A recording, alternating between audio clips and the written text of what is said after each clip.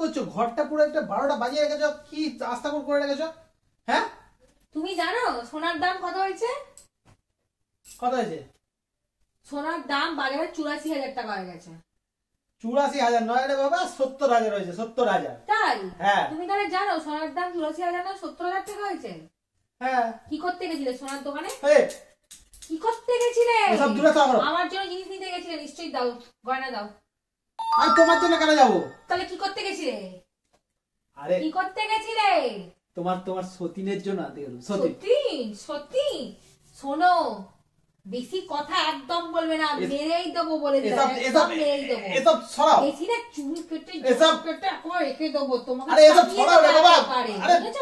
কি চাই তোমারটা, কি চাই? শোনো, তুমি ছিলে আমার, আমারই থাকবে। বেশি এদিক ওদিক যদি করেছো, আরে কাঁচিটা লেগে যাবে রে বাবা।